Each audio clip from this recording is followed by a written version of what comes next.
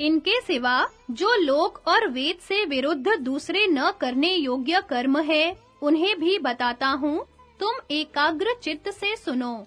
अपने धर्म को त्यागना, दूसरे के धर्म का आचरण करना, यज्ञ करने के अनधिकारी से यज्ञ कराना, अभक्ष्य भक्षण करना, शरणागत को त्यागना, माता-पिता और भरण पोषण के अधिकारी सेवक आदि का भरण पोषण न करना, दूध दही आदि रसों को बेचना, पशु पक्षियों को मारना, शक्ति रहते हुए भी अगन्या दान आदि कर्म न करना, गोग्रास आदि नित्य दानों को न देना, ब्राह्मणों को दक्षिणा न देना, ब्राह्मणों का धन छीन लेना, धर्म तत्व के जानने वाले ने ये सभी कर्म न करने योग्य बताए हैं।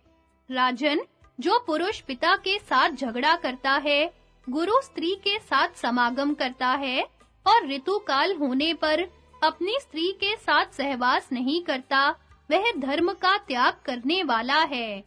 इस प्रकार संक्षेप और विस्तार से ऊपर जो कर्म कहे गए हैं, इनमें से किन्हीं को करने पर और किन्हीं को न करने पर मनुष्य प्रायश्चित का भागी होता है।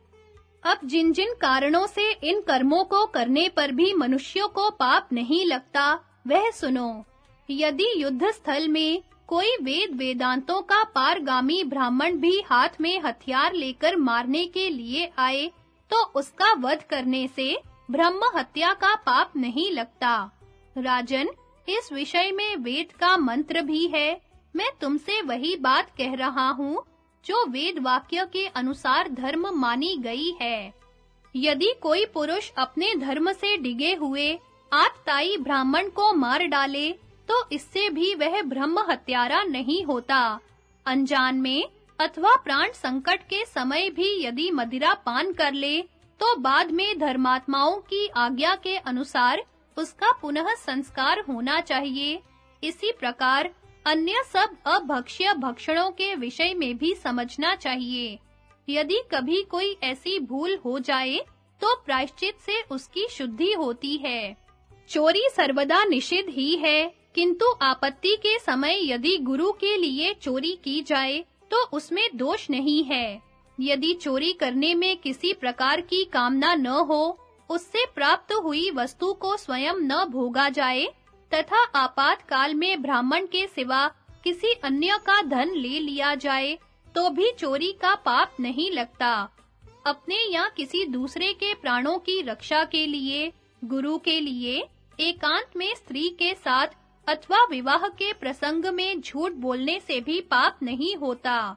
यदि बड़ा भाई पतित हो जाए या संन्यास ले ले, तो छोटे भाई को विवाह करने में भी दोष नहीं है। अज्ञानवश किसी अपात्र ब्राह्मण को दान देने से तथा योग्य ब्राह्मण का सत्कार न करने से भी कोई दोष नहीं लगता। व्यभिचारिणी स्त्री का तिरस्कार करने में भी कोई दोष नहीं है। ऐसा करने से तो उसकी शुद्धि ही होती है और उसका भरण पोषण करने वाले को दोष भी नहीं होता। जो सेवक काम-काज करने में असमर्थ है, उसे त्यागने में दोष नहीं है, तथा गायों के लिए वन में आग लगाने में भी दोष नहीं माना जाता। राजन, ये सब तो मैंने वे कर्म बताए जिन्हें करने से कोई दोष नहीं होता। अब मैं विस्तार पूर्वक प्रायश्चितों का वर्णन करता हूँ। राजन, कृच्छ्र चांद्रायण आदि तप, अग्निहोत्र आदि कर्म और दान के द्वारा मनुष्य तभी अपने पाप से छूट सकता है जब फिर वह पाप में प्रवृत्त न हो। यदि किसी ने ब्रह्म हत्या की हो, तो वह भिक्षा मांगकर एक समय भोजन करे, अपना सब काम स्वयं ही करे, हाथ में खप्पर और खटवांग रखे, नित्य ब्रह्मचर्य व्रत से रहे, भिक्षा मांगने के समय सर्वदा खड़ा रहे, किसी से ईर्ष्या ना करे, पृथ्वी पर शयन करे और लोक में अपने कर्म को प्रकट करे। इस प्रकार 12 वर्ष तक करने से उसकी शुद्धि हो जाती है। अथवा अपनी इच्छा से किसी शस्त्रधारी विद्वान का निशाना बन जाए या जलती हुई आग में गिरे, अथवा नीचे को सिर किए किसी भी वेद का पाठ करते हुए 3 बार 100 योजन की यात्रा करे, या किसी वेदज्ञ ब्राह्मण को अपना सर्वस्व समर्पण कर दे अथवा जिससे जीवन भर निर्वाह हो सके इतना धन या सब सामान से भरा हुआ घर ब्राह्मण को दान करे।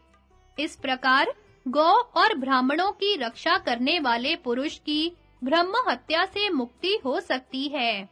यदि कृच्छ्र व्रत के अनुसार भोजन करे तो 6 वर्षों में, मासिक कृच्छ्र व्रत के अनुसार भोजन करने से 3 वर्षों में और एक-एक मास में भोजन क्रम का परिवर्तन करते हुए अत्यंत तीव्र कृच्छ्र व्रत के अनुसार अन्न ग्रहण करे तो 1 वर्ष में ब्रह्म हत्या से छुटकारा हो सकता है। इसमें तनिक भी संदेह नहीं करना चाहिए। इस प्रकार यदि उपवास ही किया जाए तो और भी जल्दी शुद्धि हो सकती है। इसके सिवा अश्वमेध यज्ञ से भी निस्संदेह यह पाप छूट सकता है। श्रुति का कथन है कि जो इस प्रकार के लोग अवभृत स्नान करते हैं वे सभी सब प्रकार के पापों से मुक्त हो जाते हैं। जो पुरुष ब्राह्मण के लिए युद्ध में प्राण दे देता है वह भी ब्रह्म हत्या से छूट जाता है। ब्रह्म हत्यारा होने पर भी जो सुपात्र ब्राह्मणों को 1 लाख गायें दान देता है उसके तो सभी पाप नष्ट हो जाते हैं। जो मनुष्य दूध देने वाली 25,000 कपिला गौएं सुपात्रों को दान करता है वह भी सब पापों से छूट जाता है। मरने के समय दरिद्र और सत्पुरुषों को बछड़े वाली 1000 दुधारू गायें देने से भी मनुष्य इस पाप से मुक्त हो सकता है। जो राजा सुपात्र ब्राह्मणों को काम्बोज देश में उत्पन्न हुए 100 घोड़े दान करता है वह भी ब्रह्म हत्या के पाप से छूट जाता है। जो व्यक्ति किसी एक पुरुष को उसका मनोरथ पूर्ण होने योग्य दान देता है और फिर किसी के आगे उसका जिक्र नहीं करता वह भी पाप मुक्त हो जाता है। जलहीन देश में पर्वत से गिरकर और अग्नि में प्रवेश करके अथवा महाप्रस्थान की विधि से हिमालय में गलकर प्राण दे देने से मनुष्य सब पापों से छूट जाता है। यदि किसी ब्राह्मण ने मद्यपान किया हो तो बृहस्पति सब याग करने से उसकी शुद्धि हो जाती है। एक बार मद्य पीने पर जो निष्कपट भाव से भूमि दान करता है फिर कभी शराब नहीं छूता वह भी शुद्ध हो जाता है। जो पुरुष गुरु पत्नी के साथ समागम करता है वह या तो जलती हुई लोहे की शिला पर पड़ जाए और ऊपर की ओर देखता हुआ दूर तक चला जाए। इसके सिवा अपना शरीर त्याग देने से वह इस पाप से छूट सकता है। अथवा जो महाव्रत का पालन करता है ब्राह्मणों को अपना सर्वस्व दे देता है या गुरु के लिए युद्ध में प्राण होम देता है वह भी इस पाप से मुक्त हो जाता है।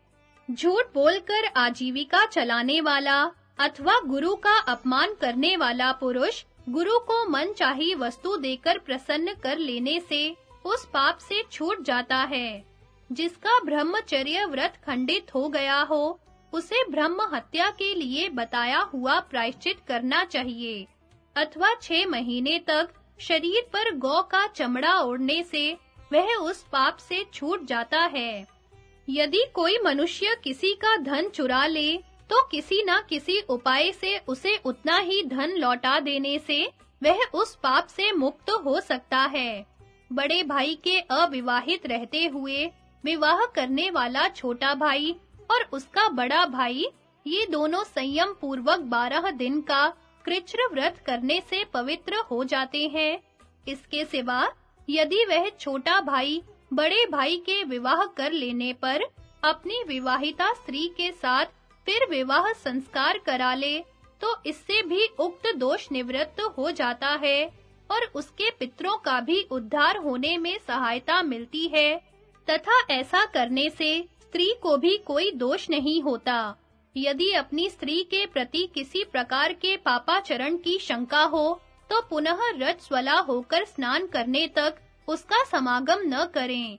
भस्म से जैसे बर्तन साफ हो जाते हैं उसी प्रकार रजः शुद्धि से स्त्री शुद्ध हो जाती है।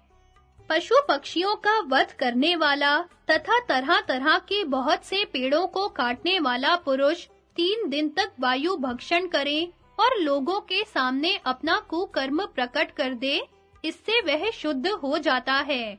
जो पुरुष किसी प्रकार की हिंसा नहीं करता, राग द्वेष एवं मान अपमान से शून्य है, विशेष भाषण नहीं करता और मिताहार करते हुए पवित्र और एकांत देश में रहकर गायत्री का जप करता है, वह सब पापों से मुक्त हो जाता है। अन्य सब प्रकार के पापों की शुद्धि के लिए भी ब्राह्मणों ने धर्माधर्म के निर्णय में प्रमाणभूत शास्त्रों के कथन से यही विधि निश्चित की है।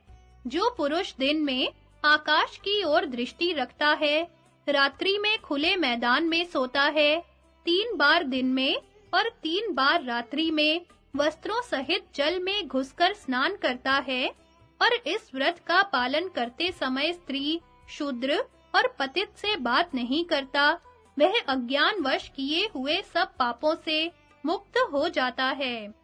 मनुष्य को अपने किए हुए शुभ या अशुभ कर्म का फल मरने के बाद भोगना पड़ता है।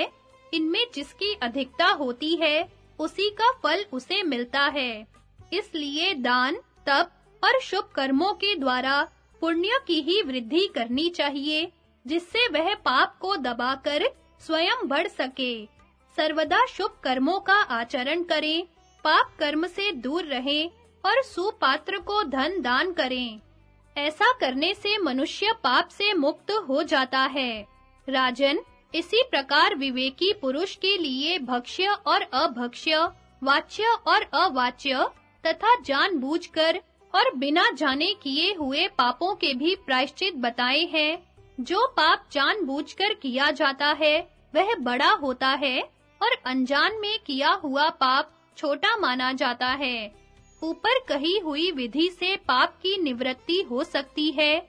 जो आस्तिक और श्रद्धालु हैं, उसी के लिए यह विधि कही गई है। नास्तिक, अश्रद्धालु और दंभ एवं द्वेष प्रधान पुरुषों के लिए इसका कोई उपयोग नहीं है। जो पुरुष मरकर सुख भोगना चाहता है, उसे श्रेष्ठ पुरुषों के आचरण और धर्म का सेवन करना चाहिए। राजन, तुमने अपने प्राणों की रक्षा के लिए अथवा स्वधर्म का पालन करने के लिए ही इनका वध किया है। इसलिए तुम तो इतने ही कारण से इस पाप से सर्वथा मुक्त हो जाओगे। फिर भी यदि तुम्हें कुछ पश्चाताप है, तो प्रायश्चित करो। इस प्रकार अनार्य पुरुषों की तरह रोष में भरकर अपना नाश मत करो।